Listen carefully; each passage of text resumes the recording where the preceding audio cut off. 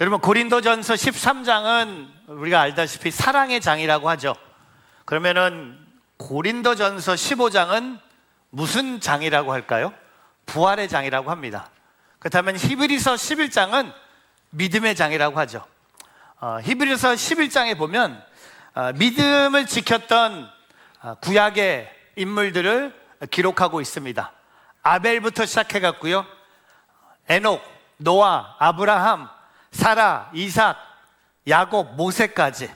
근데 히브리서 11장을 쭉 읽다 보면 의의 인물을 발견하게 됩니다. 바로 창녀 라합을 발견하게 됩니다. 히브리서 11장 31절을 보면 믿음으로 창녀 라합은, 믿음으로 고백했던 히브리서 11장의 주인공 중에 오늘 창녀 라합이 등장하고 있어요. 오늘 우리 자매님이 성경을 이렇게 우리를 위해서 봉독해 줬잖아요. 이게 꽤 오래된 역사가 있어요. 제가 옛날에 인투교회 섬길 때 인투에 있었던 자매님들이 성경을 현장에서 읽어준 적이 있습니다. 아나운서 출신들이 꽤 있었어요, 인투에. 근데 그날 성경을 읽어야 될 자매가 감기가 걸려서 못 왔어요. 그래서 우리 교회 MB였던 고용필 집사님이 대신 성경을 읽었어요. 그날 제 설교가 히브리서 11장. 근데 이 본문을 이렇게 읽었어요. 믿음으로 청년 라합은. 그래서 다들 그냥 가만히 있었어요. 실수했는데, 웃어야 되는데 잘못 읽었는데 그 창녀 라합이 청년이었나 봐 라고 생각할 수 있어요. 근데 오늘 히브리서는 참 그냥 믿음으로 라합은 이렇게 하면 되는데, 굳이 그를 소개할 때 창녀 라합이라고 소개합니다. 저는 오늘 이 히브리서 11장 31절을 보면서 우리에게 준 중요한 메시지가 있는 것 같아요. 믿음은 우리의 신분이나 과거의 업적에서 나오는 것이 아니라는 거예요. 오직 하나님의 은혜로 주어진 약속을 붙잡는 자에게 주시는 믿음이 하나님의 은혜의 선물이라는 거죠. 그래서 저는 오늘 이제 여호수아를 시작하면서 이제 두 번째 이 라합을 보면서 믿음이 무엇인지를, 또한 하나님의 은혜가 어떤 건지를 다시 한번 확인하는 그런 자리가 되길 바라면서 오늘 설교 제목을 창녀 라합의 과거가 어둠 속이었어요. 하지만 그가 이제 하나님을 믿음으로 빛으로 임하는 것을 보면서 오늘 설교 제목을 어둠 속에서 빛나는 믿음, Faith that shines in the darkness 라는 제목으로 함께 말씀을 세 가지를 나누고자 합니다. 한번 1번, 첫 번째, 믿음은 하나님의 존재와 약속을 붙잡는 것이다. 저를 따라해 보세요. 믿음은 하나님의 존재와 약속을 붙잡는 것이다. 저는 오늘 라합을 통해 너무 놀래요. 그는 여리고 성에 살던 이방 여인이었고 신분적으로는 창녀였는데, 오늘 9절부터 11절을 읽을 텐데 이 여인의 입에서 나오는 고백이 저를 너무 놀랍게 해요. 어떻게 이런 고백을 이 여인이 할 수 있을까? 이방인이었고 한 번도 하나님을 하나님이라고 고백하지 못했던 이 여인, 본인의 몸을 팔면서 생활했던 이 인생이 끝난 이 여인이 어떻게 이렇게 놀라운 고백을 본인의 입으로 할 수 있을까? 우리 한번 이 여인의 고백을 읽어보겠습니다. 여호수아서 2장 9절부터 11절 같이 한번 큰 목소리로 읽어보겠습니다. 시작. 그들에게 말했습니다. 나는 여호와께서 이 땅을 당신들에게 주신 것을 알고 있습니다. 당신들에 대한 두려움에 우리가 사로잡혀 있고 이 땅에 사는 모든 사람들이 당신들 때문에 간담이 서늘해져 있습니다. 당신들이 이집트에서 나올 때 여호와께서 당신들을 위해 어떻게 홍해의 물을 말리셨는지, 당신들이 요단강 건너편 아모리 사람의 두 왕 시온과 옥을 어떻게 진멸시켰는지에 대해 우리가 들었습니다. 우리는 그 소식을 듣자마자 마음이 다 녹아내렸고 당신들 때문에 모두 용기를 잃었습니다. 당신들의 하나님 여호와는 위로는 하늘과 아래로는 땅의 하나님이시기 때문입니다. 여러분, 오늘 라합의 고백이 우리를 놀랍게 하는 것은 두 가지 같아요. 경험한 적도 없는데, 두 번째는 소문만 들었는데 그 하나님을 본인이 붙잡고 있는 거예요. 9절에 보면요, 하나님께서 당신들에게 주신 것을, 이 땅을 주신 것을 내가 알고 있습니다. 아니, 직접 홍해도 건너본 적이 없는데, 광야에서 만나와 메추라기 먹어본 적도 없는데, 단지 소문만 들었는데, 9절에 보니까요, 홍해를 건넜고 요단강 건너편에 있는 모든 사람들을 전멸시켰다는 것을 우리가 들었다는 거예요. 여러분, 경험하지 않았어요. 직접 만져보지 않았고요, 직접 눈으로 보지 않았는데 그가 들은 것, 소문만 듣고 그가 하나님을 붙잡고 있는 것을 우리는 보게 됩니다. 그리고 11절에 그가 엄청난 고백을 이렇게 마무리해요. 당신들의 하나님 여호와는 위로는 하늘과 아래로는 땅의 하나님이시기 때문입니다. 이 땅에 살고 있는, 여리고 땅에 살고 있는 모든 사람들이 마음이 다 녹아버렸네? 용기가 다 사라졌네? 왜? 당신의 하나님 때문에. 우리가 당신 하나님을 본 적도 없고 그분과 일대일로 만나본 적도 없는데 소문만 듣고 우리는 벌써 우리의 마음이 녹았고 용기가 사라졌다고 합니다. 여러분, 오늘 라합의 믿음이 대단한 것은요, 그의 믿음은 어떤 지적인 지식이 아니라 약속을 신뢰하는 마음의 고백이었다는 겁니다. 여러분, 믿음은 욕이 있는 게 아니에요. 믿음은 욕이 있는 거예요. 믿음은 내 눈에 있지 않아요. 믿음은 내 마음에 있는 거예요. 그래서 히브리서 저자가 히브리서 11장 31절에 뭐라고 합니까? 그냥 라합은 정탐꾼을 평안히 맞아들여. 여러분, 어떻게 라합이라는 남자가 익숙했던 여자지만 이 두 정탐꾼을 어떻게 편안히 맞아들이겠습니까? 그 키가 어디에 있어요? 맨 앞에 믿음. 오늘 이 라합은요, 하나님의 존재를 붙잡은 거예요. 하나님의 약속을 신뢰하면서 그가 하나님을 인정하는 거예요. 여러분, 믿음은 환경을 보고 계산하는 게 아니고 하나님의 약속을 붙잡는 것입니다. 아멘을 안 하는 거 보면 상황을 계속 기다리고 있는 것 같아요. 상황이 조금 좋아지면 여러분 믿음이 좋아지는 겁니까? 상황은 여전히 두렵고 현실이 불가능해 보일지라도 믿음은 하나님이 말씀하셨으니 반드시 이루신다는 고백이 믿음이라는 거예요.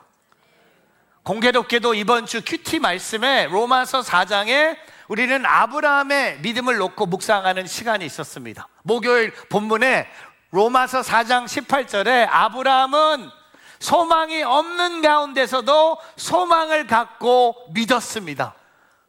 라합이 고백하는 큐티의 내용이 똑같아요. 나도 소망이 없는 가운데서 소망을 갖고 믿었습니다. 소망이 없는데 against all hope, Abraham in hope believe. 왜냐하면 아브라함도 라합도 오늘 저와 여러분도 하나님의 존재를 붙잡아야 된다는 겁니다. 그 약속 자체보다 그 약속을 행하신, 그 약속을 주신, 약속의 땅을 주신 그 하나님을 붙잡아야 됩니다. 그러면 질문해 봅니다. 지금 여러분 무엇을 붙잡고 있습니까? 흔들리는 상황에 있다면 변치 않는 하나님의 약속을 붙잡아야 되지 않겠습니까? 믿음은 상황이 아니에요. 절대 믿음은 상황하고 계산할 수 없는 거예요. 믿음은 하나님의 존재와 약속에 우리의 시선을 고정하는 것이죠. 유럽의 신학자였던 셰렌 케르고리가 이런 고백을 합니다. 캄캄한 동굴 속에 갇혀 있을 때 동굴 전체가 환해져야 나갈 수 있는 게 아닙니다. 단 한 줄기 빛이라도 비쳐 들어오면 그 빛을 따라가면 출구에 다다를 수 있습니다. 여러분, 라합이요, 다 보여서, 다 길이 열려서, 다 하나님의 약속을 쫙 보여주셔서 그냥 걸어간 게 아니라 그 작은 하나님의 약속, 그 작은 하나님의 존재를 그 어려운 상황에 본인이 붙잡은 거예요. 저는 오늘 이 신학자, 철학자의 말을 듣고 오늘 새벽에 보통 교회 한 주일날 5시에 와요. 여러분 너무 보고 싶어서. 주일 예배가 잘 준비됐는지 제일 먼저 오는 사람이 저예요. 직업병이죠. 주일날 5시에 오는데 5시에 오려면 집에서 한 4시에 일어나야 돼요. 4시 반? 일어나는데 여러분 다 자고 있잖아요. 저는 남편으로서 우리 가족을 다 깨우고 싶진 않아요. 그러니까 불은 켤 수 없는 거야. 저희 침실이 2층이거든요. 1층으로 내려와야 되는데 불이 다 꺼져 있는 거야. 이 불을 켜면 나는 그냥 편하게 계단을 내려올 수 있는데 가족을 깨우고 싶지 않은 거야. 근데 실수로 제가 제 아이패드를 들고 나오고 있었거든요. 아이패드를 뭘 누르는 거야. 이 아이패드 빛이 딱 비춰주는데 이걸로 다 보이더라고요.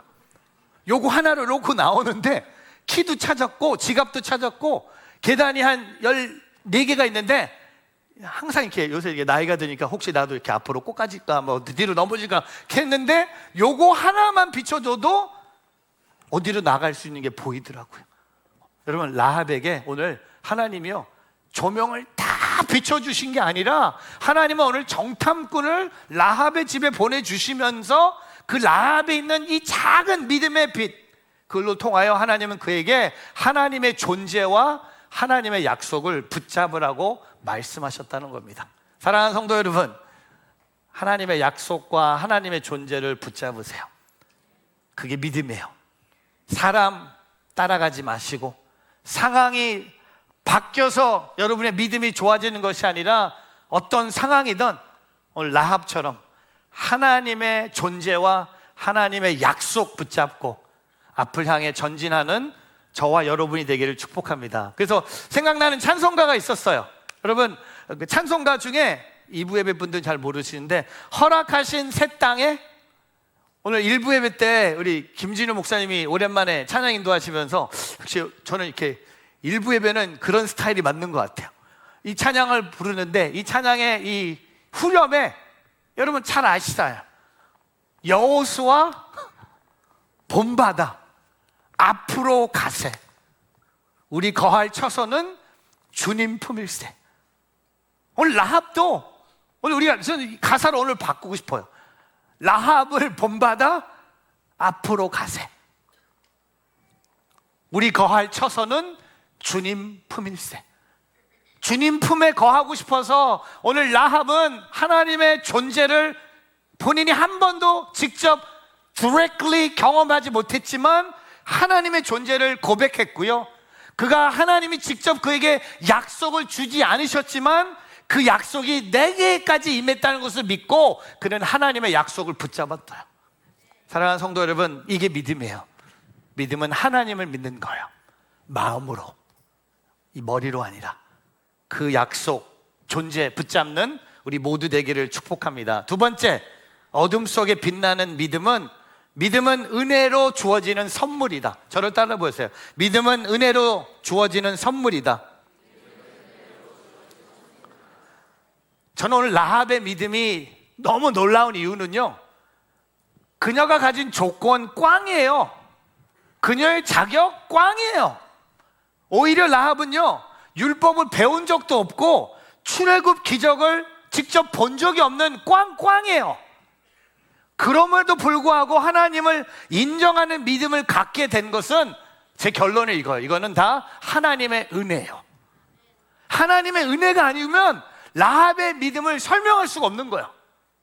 저는 라합을 세상 말로 말하면요, 끝난 여자예요.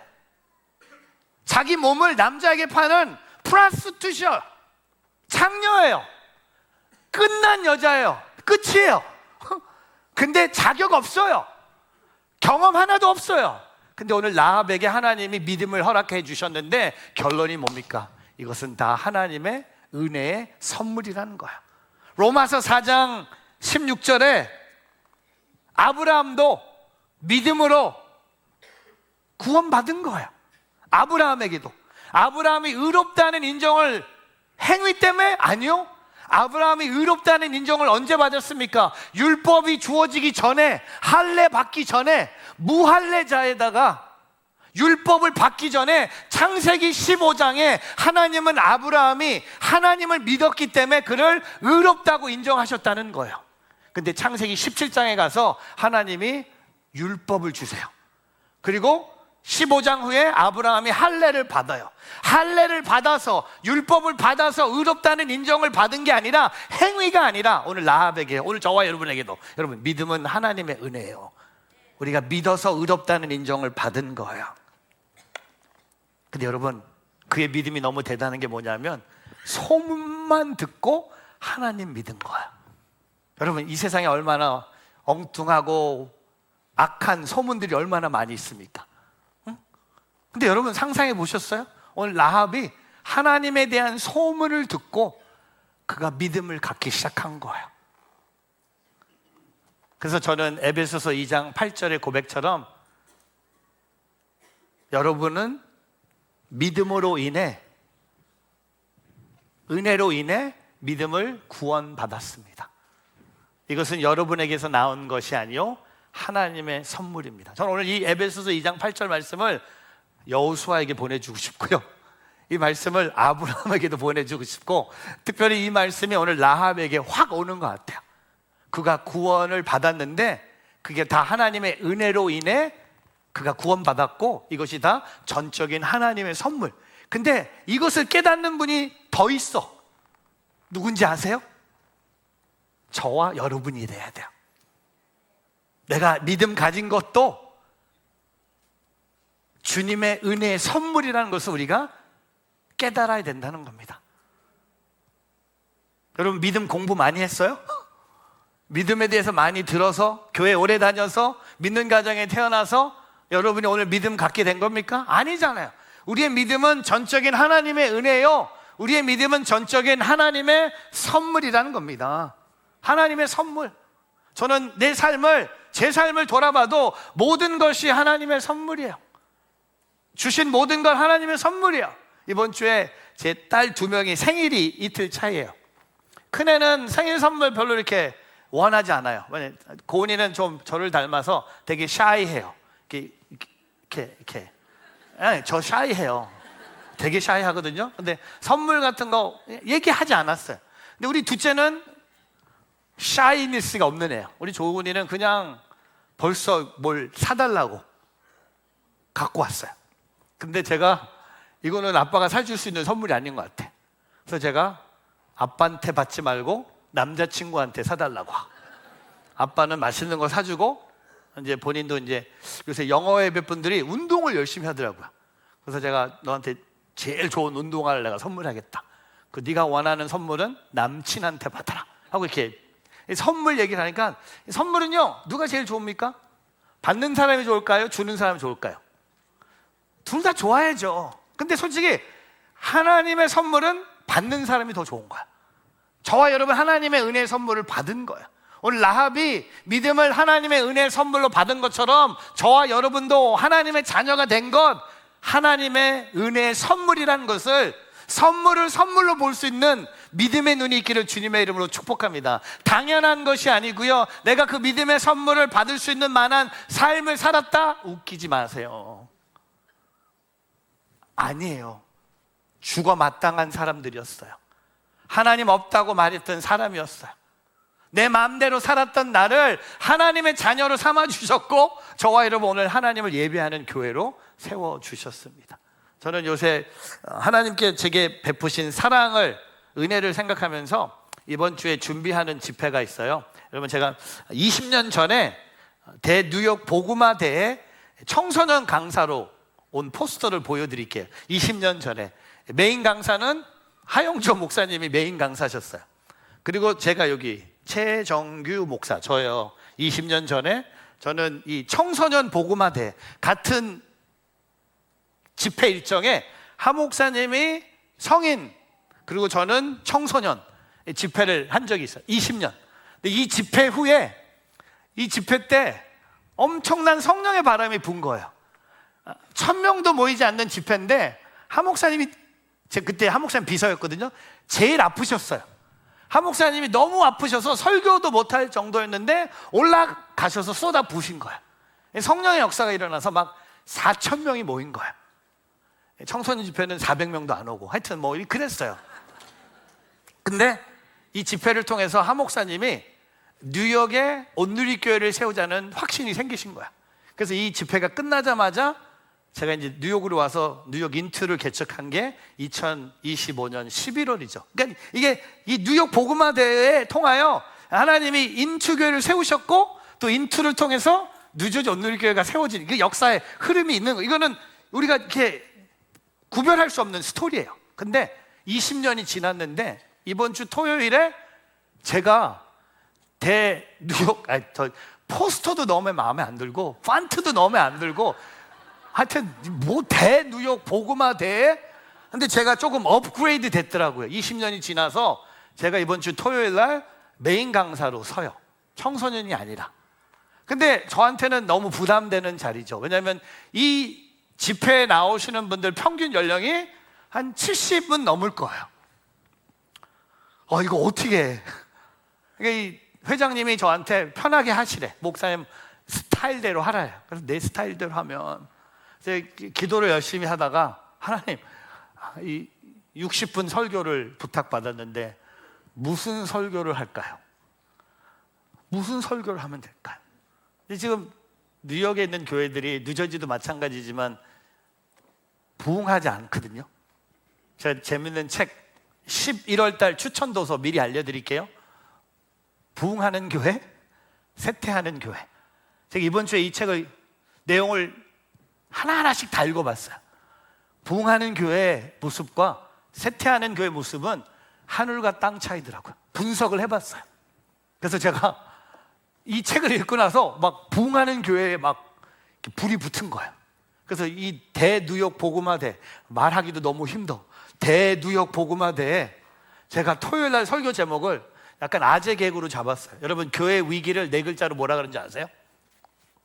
응급처치. 그래서 설교 제목을 응급처치로 잡아줬어요. 그랬더니 주보를 만드는 분이 연락이 왔어. 혹시 잘못 보내신 거 아니라고. 제대로 갔다고. 응급처치라고. 여러분, 왜 교회들이 쇠퇴하는 교회가 됐을까요? 상황을 보고 상황이 좋을 때, 상황이 뭐 교회 다녀서 좀 좋아지면 열심히 다니는데 상황이 어려워지고 상황이 내 마음대로 풀리지 않으면 다 쇠퇴하는 성도들이 되는 거야. 그래서 교회가 응급처치가 돼버리는 거야. 그래서 오늘 라합을 통해서 우리가 붙잡아야 될 게 뭡니까?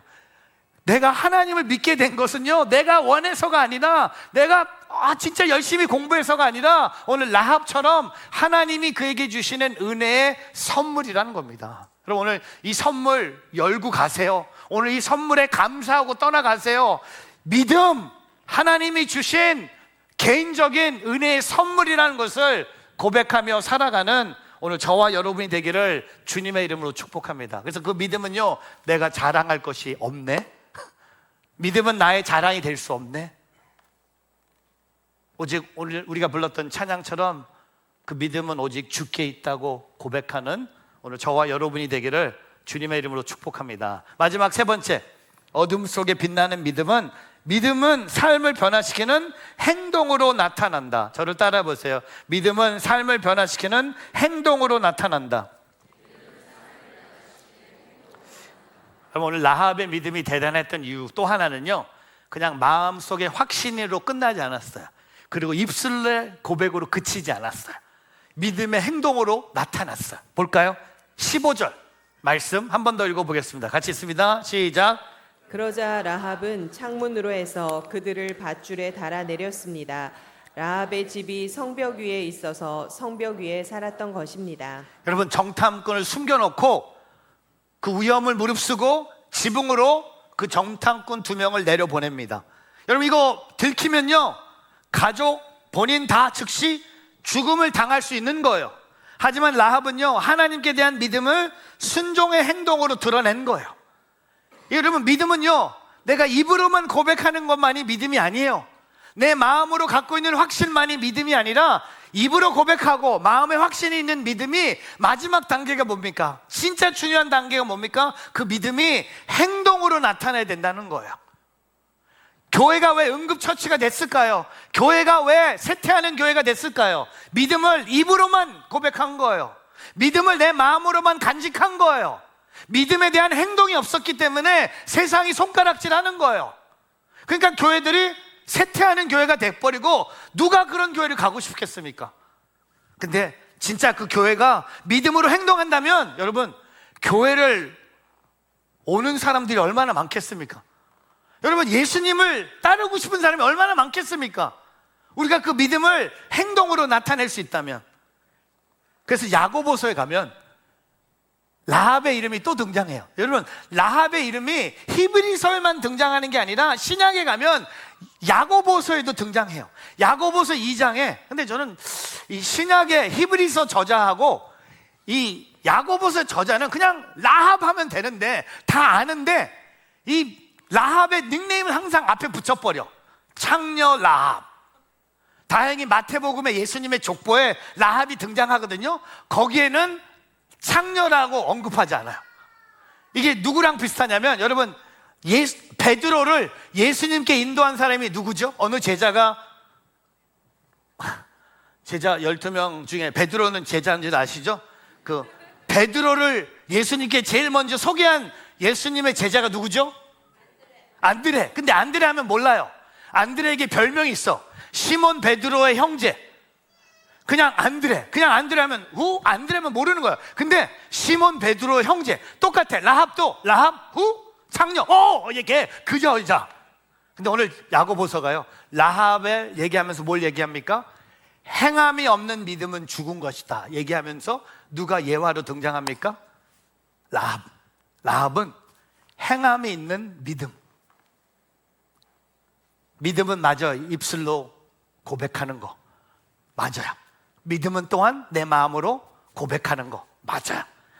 그렇지만 믿음은 또한 내 행동으로 나타내야 되는 것이 믿음입니다.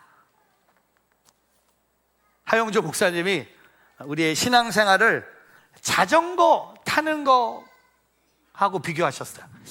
나는 신앙생활은 자전거를 타는 것 같다. 자전거는 뒤로 갈 수 없다.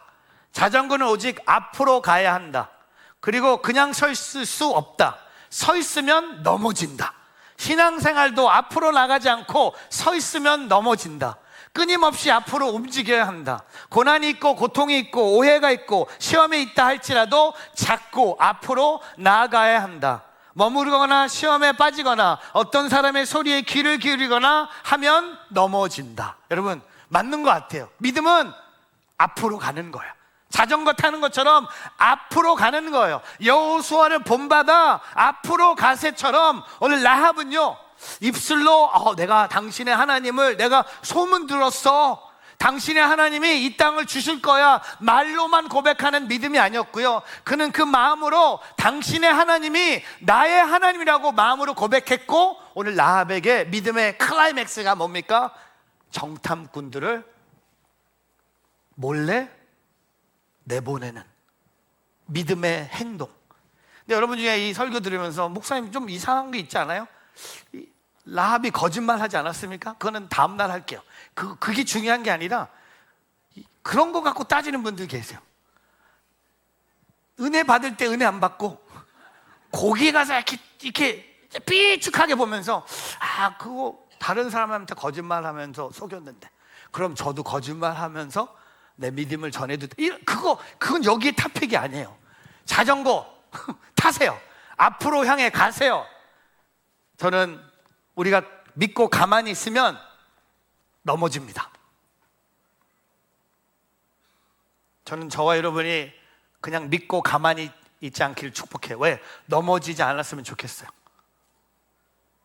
앞으로 가세요. 움직이세요. 뒤로 가지 마세요. 옆으로 가지 마세요. 앞으로 가세요. 요한복음 9장에 날 때부터 맹인된 사람에게 예수님이 마지막으로 뭘 요구하셨죠? 실로암 연못에 가서 씻으라.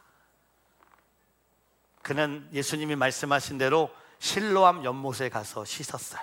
끝까지 앞을 못 봤고요. 넘어지면서 부딪히면서 남의 도움을 받으면서 그는 예수님이 말씀하신, 그가 만약에 자전거를 탔다면 그는 예수님이 말씀하신 부르신 실로암 연못에 가서 씻은 것처럼, 오늘 라합이 믿음으로 행동한 것처럼 그냥 정탐꾼을 보고 숨기지 않았다면 그녀의 믿음은 의미가 없는 것처럼, 우리가 믿음을 갖고 가만히 있는 신앙이 아니라, 넘어지는 신앙이 아니라 움직이고 앞을 향해 전진하는 오늘 저와 여러분이 되기를 주님의 이름으로 축복합니다.